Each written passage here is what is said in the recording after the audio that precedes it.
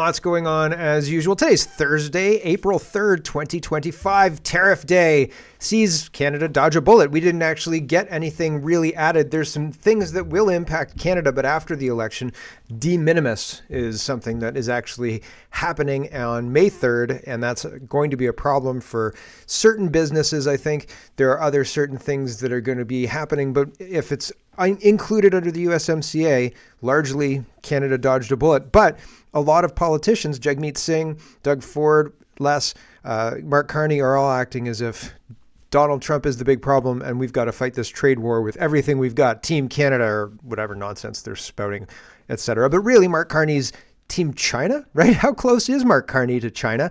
And so there are questions asking about that just because of the Paul Chiang fallout. And I've got a woman who says that Mark Carney is has to step down because he's violated terms of employment in the House of Commons and he's not insurable. And I think that's a very interesting take. I'll show that for you, or I've got that for you as well. Jagmeet Singh is unveiling his trade war plans, but there's a trade war, so that's a problem. And photo radar. Do you remember in 1998? Mike Harris came in and promised to get rid of photo radar in Ontario, and he was brought in for that. And now photo radar is all over Ontario, and Alberta is now saying, you know what, we're done with this whole photo radar thing. So they're abolishing it across the province. Ontario is doubling down. Now you've got red light cameras that double as speed cameras. So the whole thing is, if it's not a red light camera, you better not be speeding, right? So, and I've got some color on that, talking about how demoralizing it is. It's more than a speed camera. It's not for your safety. It's to crush you, basically. So there's lots to get to. Let's get to it. First, we have to start with tariffs. Brittany says, after all that, Canada is exempt from tariffs. So this is CTV News, I think. It says Canada exempt from today's reciprocal tariff announcement.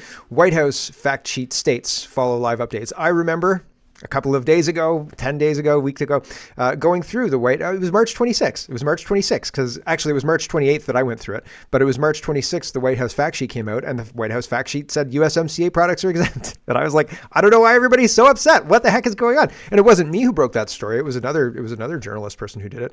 And I showed you that. So all of that's very interesting. Why has the mainstream media been so dishonest with everybody? Baba Yaga says, autos and parts that were part of USMCA were always excluded. Said so right in the first announcement. Liberals and their media, either to distract with Orange Man Bad to bother reading, or too distracted with Orange Man Bad to bother reading, or they knew and wanted to scare voters. I think they knew and they wanted to scare voters. I think that's exactly what was going on there. So yeah, Dan's the CFIB guy, the Canadian Federation of Independent Businesses. He says, well, unclear and temporary. I don't think so. I don't think it's unclear and temporary. Trump says, I love Canada, so on and so forth. It's not so unclear and temporary. It does look like an opportunity for Canada to avoid the worst of the U.S. tariff mess, with estimates that 40% of Canada's exports are USMCA compliant. Much of our trade appears to remain temporarily tariff-free. Small exporters may need help to go through the remaining steps to qualify. Still, U.S. tariffs on Canadian cars, steel, aluminum, and energy, with more to come, will bite the economy hard and directly and indirectly affect thousands of small firms and millions of Canadians. It will be challenging for our government and all parties to find a proportionate response that won't make this worse. CFIB stands ready to work with all to end this and to prepare Canada's SMEs, small, medium enterprises, I guess, to withstand this storm. So I think what our government has done and continues to do to us with lockdowns, with all of that other stuff, all of the COVID nonsense, was worse than what Trump is doing now. Much worse. Much, much worse.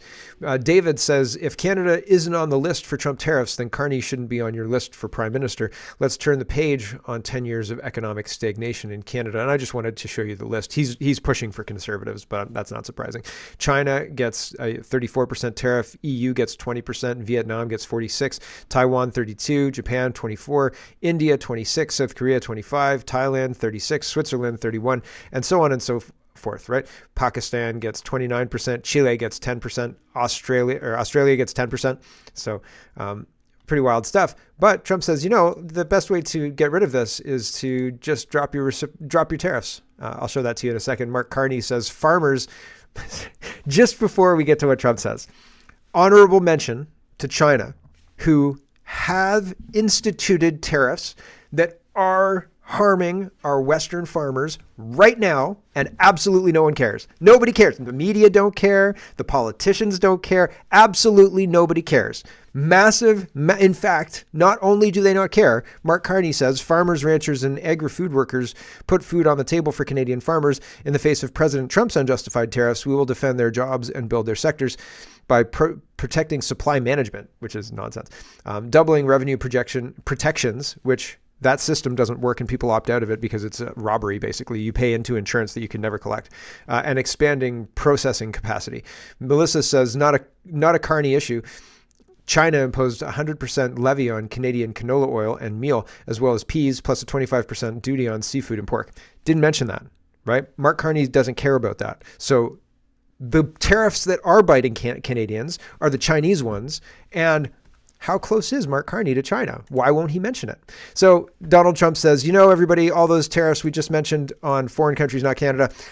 If you want no tariffs, get rid of your tariffs. Likewise to all of the foreign presidents, prime ministers, kings, queens, ambassadors, and everyone else who will soon be calling to ask for exemptions from these tariffs, I say, terminate your own tariffs, drop your barriers, don't manipulate your currencies. They manipulate their currencies like nobody can even believe, which is a bad, bad thing and very devastating to us. And likewise to all of the foreign. So there you go.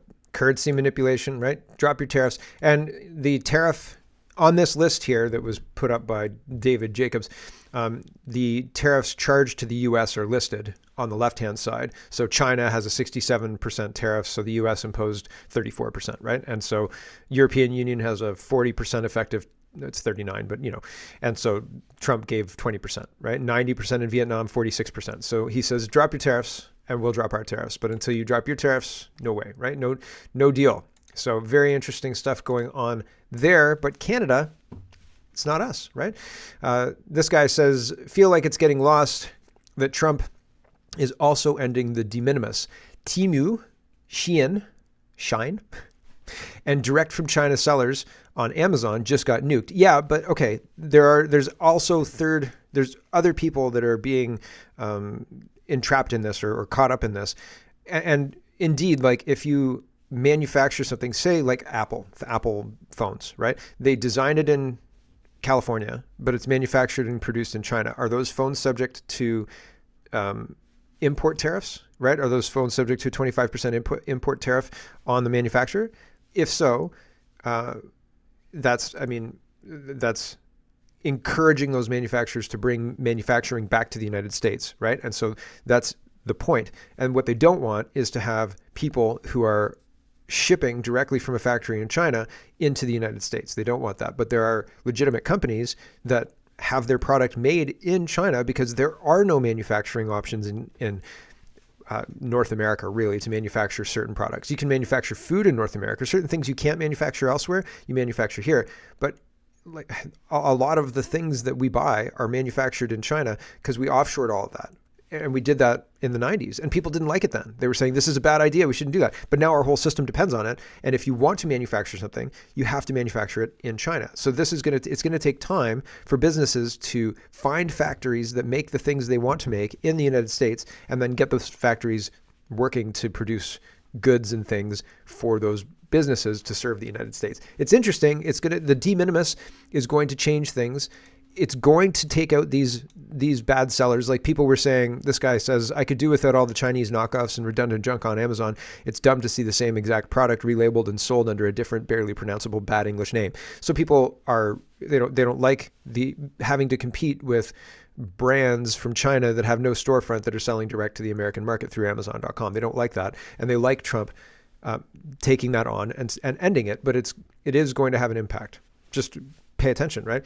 USMCA only covers 40% of the exports to the United States. So that's interesting too. So de minimis and a bunch of other things are the reason for a lot of other things being able to access the American market. And now that's going to end. So either those companies can innovate and bring their product to manufacturing into the American market, or deal with the 25% tariffs, or whatever it is, they have to change something in order to maintain their profitability, because status quo is not an option. You can't keep doing that because we're not going to let you, is basically what they're saying. very interesting, right? But we need to pay attention to that because it is going to have an impact in Canada. Tracy says, Brian Lilly says, so far Canada evades tariffs today, at least on USMCA compliant goods. And this is the White House statement. And we've seen this before because I talked about this before. And Tracy says, how will Carney continue to campaign off Trump tariffs and American hate? He's got half the boomers scared to death. Well, I think we are going to see some economic pain here.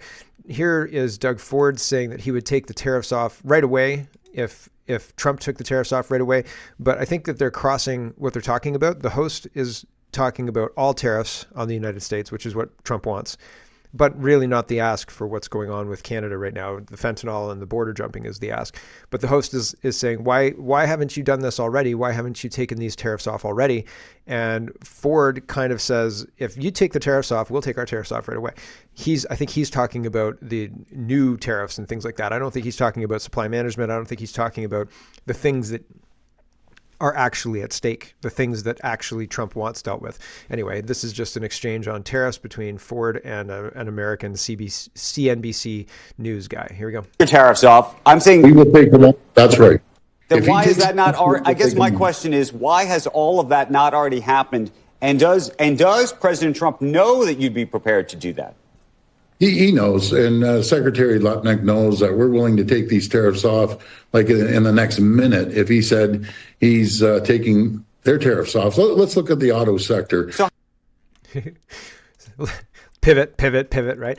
And auto sector's USMCA under that umbrella. So it's already negotiated, no problems. Danielle Smith is working in reality. And Martin says Canada will have no tariffs applied to them, including 0% tariffs on energy, minerals, agricultural products, uranium, seafood, potash, and a host of other Canadian goods.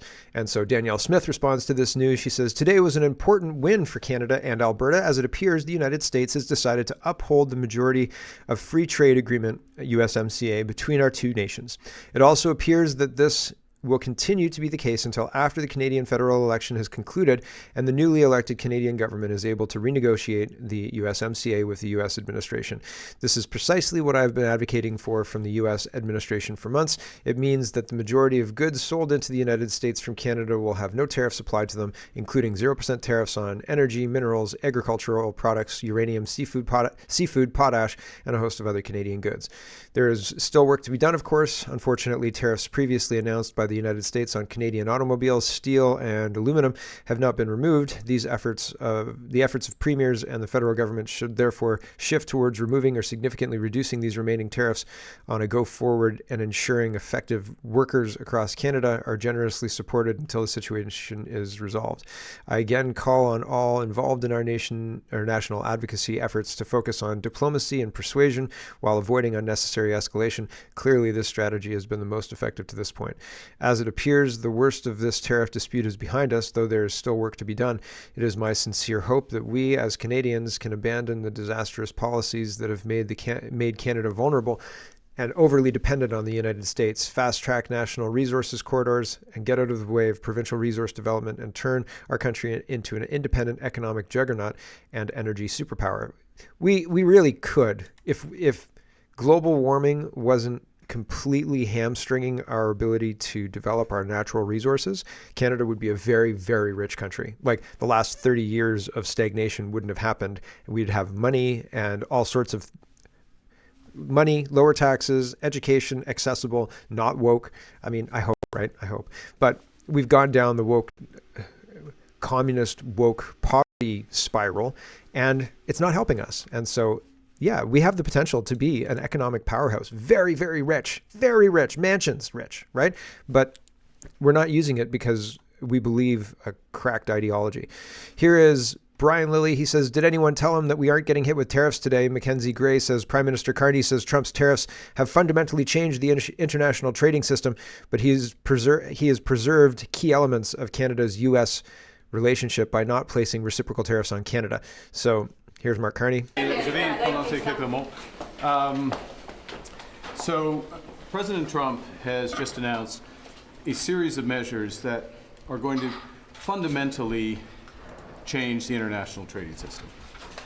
Now, in doing so, he has preserved a number of important elements of our relationship, the commercial relationship between Canada and the United States. But the fentanyl tariffs still remain in place, as do the tariffs for steel and aluminum. As of this evening, the tariffs on automobiles will enter into force, and the U.S. has signaled that there will be additional tariffs in so-called strategic sectors, pharmaceuticals, lumber, and semiconductors. So we're in a situation where there is going to be an impact on the U.S. economy, which will build with time. In our judgment, it will be negative on the U.S. economy. That will have an impact on us. But the series of measures will directly affect millions of Canadians. We are going to fight these tariffs with countermeasures. We are going to protect our workers, and we are going to build the strongest economy in the G7. In a crisis, it's important to come together, and it's essential to act with purpose and with force, and that's what we will do. The meandering 2 minutes it felt like forever. 1 minute and 41 seconds. Holy cow. It takes forever for him to get anything out. And really the important part is we dodged most of the problem, right? A lot of the problem, the majority of our economy is going to be just fine. And he's basing his assessment that it's going to be bad for the United States, et cetera. The powers that be, his bosses, the globalists, want to tank the U.S. economy. And they want to blame Trump for it. So the voters hate Trump. So he's going to play into that story. But I don't know that the moves Trump is making are necessarily negative. I don't think so. It doesn't seem like they are. And they don't seem destructive either. It seems like he's trying to thread a needle. And it seems like he's maybe successfully doing it. Markets were down between 2.5%. I saw 4%, but I think they rebounded after hours market or whatever, rebounded. And it's down 2.5% rather than 4%. But interesting. Mark Carney says, my response to President Trump's announcement today, and this is just the last part, he says, we're going to fight. And that's the wrong move. Here's this guy, and this whole 4 minutes and 44 seconds is worth listening to. He goes through why counter tariffs are bad. He goes through why everything we're doing, the whole response is basically the wrong move. But this kind of sums it up. This is his last little bit. He carries on as well, but this is the last little bit on this clip. Here we go. We already have tariffs on the books. When Mark Carney says everything is on the table, you've mentioned counter tariffs. Retaliatory tariffs are certainly part of the arsenal, we understand. What do you think should be Canada's response to these latest tariffs? Well, first and foremost, we should take retaliatory tariffs off the table completely. Why? And the reason why is we've known for 100 years since the Great Depression that tariffs and counter tariffs do not solve our problems. They make our problems much, much worse. I'm not trying to suggest that tariffs caused the Great Depression, but I think there's widespread agreement that they certainly made it much, much worse.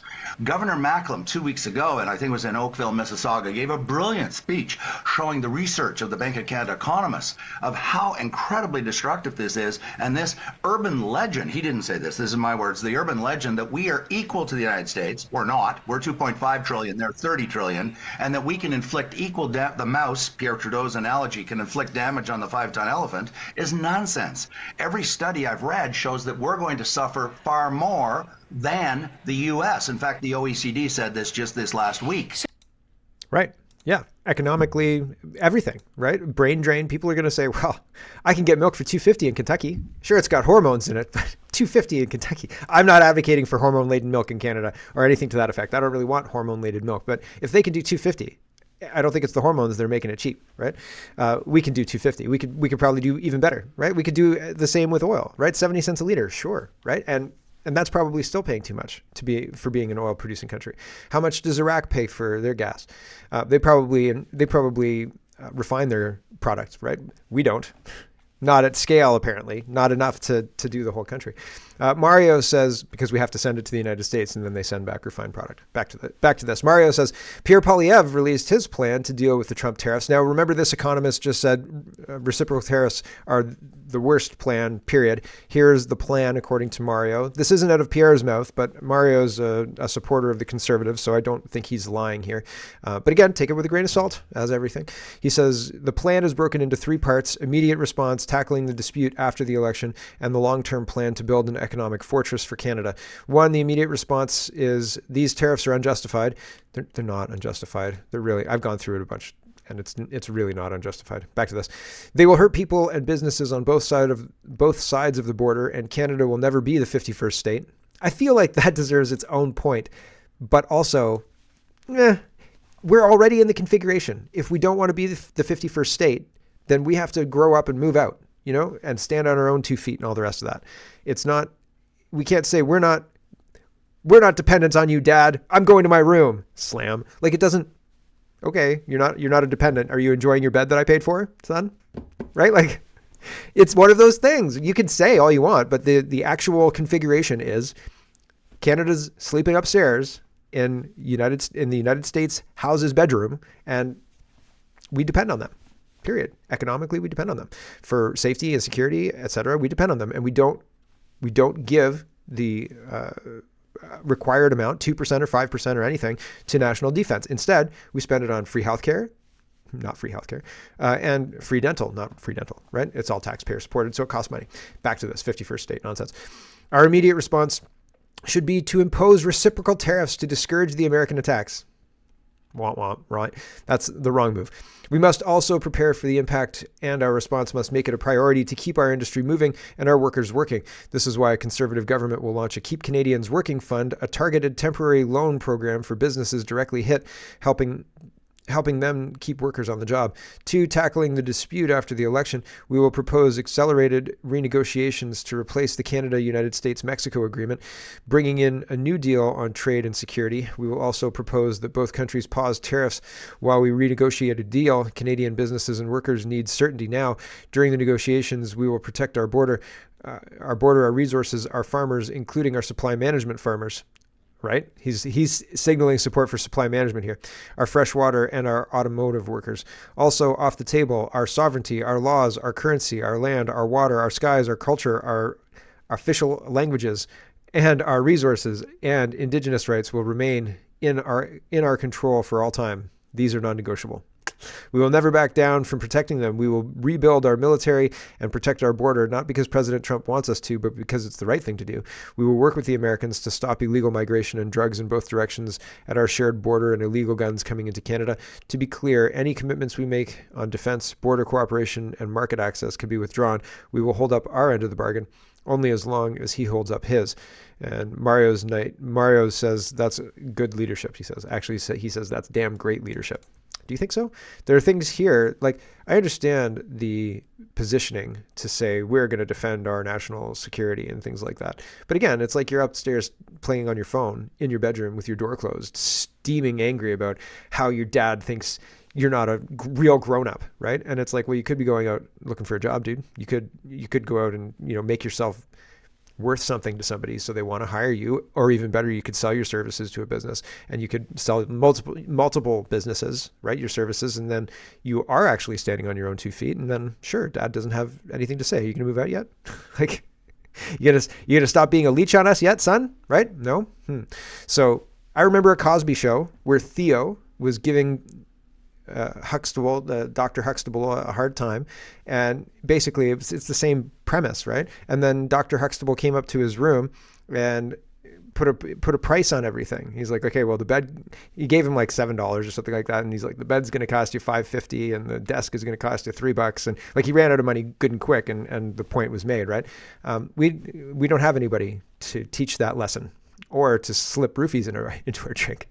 I'm sure he didn't do that on the Cosby Show. Okay, David says Carney wants a trade war. He needs a trade war. Whose side is he on? His own? Yeah, they need to use this for political. Hey, they want Trump to be the boogeyman to win them the election. Pierre Poilievre says President Trump is going after our workers, betraying America's closest friend and ally. This is from 9 p.m. yesterday. This is further proof that Canada must build an economic fortress to be strong, united, sovereign, and stand on our own 2 feet. Conservatives are ready to fight for our workers, build that fortress, and put Canada first for a change. Again, all of this strongman against Trump.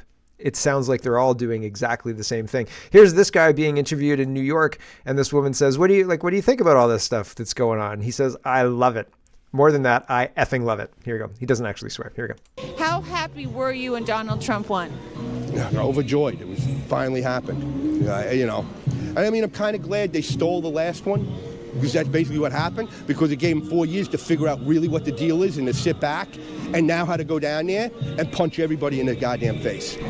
That's basically what's going on. Because he picked the right people. He's like, everybody's going to be a goddamn pit bull, and we're going to go down there and we're going to level this thing. And we're going to get rid of all this bureaucracy, and we're going to strike fear into the hearts of not just people here in America, but the rest of the world. Right? It's like every day it's like a win. You know what I mean? It's not one, it's the whole overall effect in every multiple direction he can.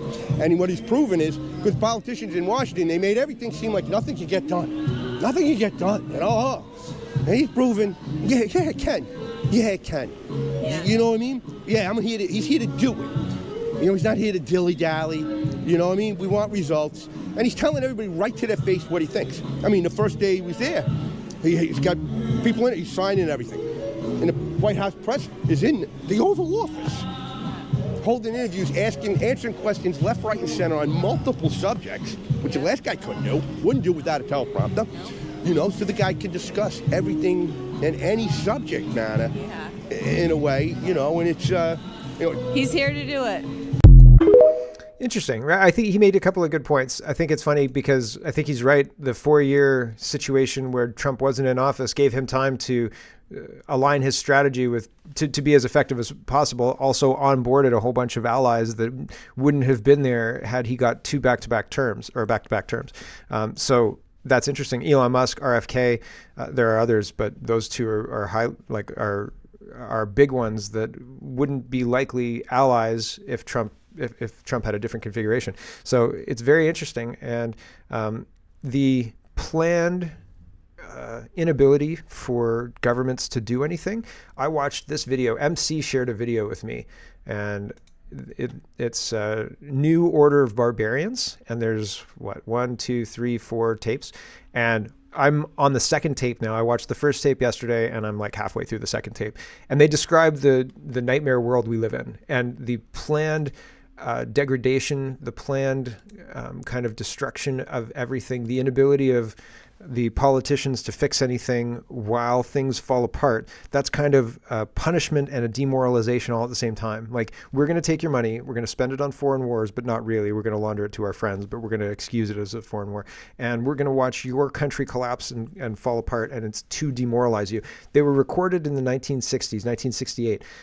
And so the description of modern life is eerie, right? Because it sounds so normal now, but to somebody in the 1960s, it would sound horrific, right? If you bring somebody from the 1960s here and you tell them about what's been happening in the last 10 years, they would be horrified. I'm horrified.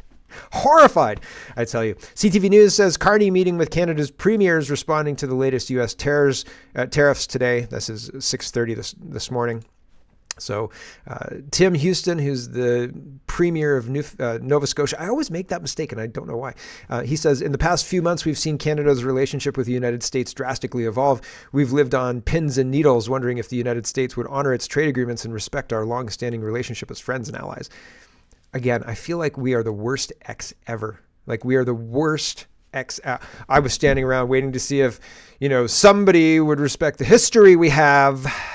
Right, and like bullshit, we're acting like children. Anyway, back to this. But we didn't sit idly by and wait. We come together as a country and province like never before. We've seen entire industries raise their hands and offer to accept retaliatory tariffs, impacting them at their great expense because they felt it right to put their country before self. This is who we are as Canadians, and it will never change. Today, some Canadians are taking a breath. While it appears that Canada may not have been hit with the worst case scenario in terms of tariffs, thousands of Nova Scotians will be impacted. I also want to recognize the impact that the buildup to this moment has had on businesses and people. The entire experience has been a huge drain on the mental health of Canadians, and thousands of Nova Scotians are exhausted from this stress of dealing with this uncertainty and instability. Please know that we are here for you. We will do whatever it takes to protect you. You did nothing wrong. Okay. Moving forward, there will still be impacts from trade direction of the United States administration. Our work to diversify markets will not change. In fact, they will ramp up. And of course, we will work with those who remain impacted on both an individual basis and large-scale programming basis as needed. This could mean loans, grants. Oh yeah, here. Oh, I'm sorry, your business is going under. Do you want a loan? Right, the same thing they did for COVID. That's actually also in this video series talking about how debt is used as a control mechanism and will be given out freely. Right, like you can be in all the debt you want. Sure, you want more debt? Here's some more debt. So loans, bullshit. The other thing that I wanted to mention was, if you think about your business, okay, like say you're a 1 or 2 person shop and you sell a widget.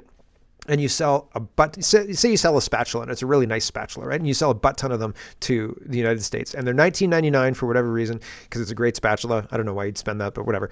And like the way the configuration is now between the amount of the value of the US dollar, the amount of sales you get a day, say you get like 150 sales a day, right? And of those sales, 25 are Canadian and 125 are American. Everything works because of the configuration of you basically being within the United States and able to access their market freely, right? Now that there are certain things changing, then you can't easily take that $125 daily sales and say, no problem, I'll just sell to Europe. You understand what I'm saying? And the same is true of a medium-sized business. It's very difficult to say, okay, well, look at that. Look at all those sales that make up the core of my business. I'm going to pivot those sales to Europe. That's a fantasy that only exists in politicians' brains because they don't understand real business. They don't, I guess, like, holy smokeronis, man. That's not how it works, okay? Seriously. I'm just going to leave Team Houston now because I can't stand him. But he's out of touch and offering you loans, and that's not helpful. That's not helpful at all. Jason Kenney, I think he's running for the conservative leader. I think he's banking on Pierre Poilievre losing, and he's going to try and slide in. He says, remember when we were told that massive fentanyl exports to the United States triggered the emergency national security tariffs 2 months ago? Then, or the MAGA North types are so gullible. What is he, a liberal now? I mean, he's sharing Politico, right? Politico. What's your game, Jason Kenney? They bought that line, hook, line, and sinker. New data confirms that only 0.13% of fentanyl seized in the United States can be traced back to Canada by U.S. law enforcement. Maybe that's why President Trump hasn't mentioned the dreaded wave of Canadian fentanyl exports to the U.S. for 2 months, because it's pure fiction. Instead, his target seems to be Canadian dairy quotas that he agreed to in the USMCA, or the USMCA, also known as the biggest and best trade agreement ever. Trump tariffs that are fully reciprocated by USMCA provisions that protect U.S. dairy, cotton, sugar, etc. But the Blame Canada crowd here are still bleeding on about virtually non-existent Canadian fentanyl smuggling to the United States. I tagged Sam Cooper in this to educate Jason Kenney on exactly what's going on, because he sounds out of touch and a lunatic. So it's a little bit weird. Man, we're already at 32 minutes. I wanted to do all of this stuff. I've got the Liberals, I've got the Conservatives, I've got the NDP, the Liberals, and the Conservatives, and election news, and then grab bag of governance, and NGOs, and U.S. news too. Well, I'll tell you this, and then we have to cut off the stream. But Jagmeet is on the campaign trail with an OnlyFans model. You call them models? Is that what they're called? I don't know what they're called. So this OnlyFans model is... here she is. Sorry, everyone. That's not safe for work, but you understand. Right. What did you think Jagmeet's wife just had a baby? What do you think Jagmeet's wife thinks about this OnlyFans model hanging out with her husband, et cetera, given the track record of politicians, right?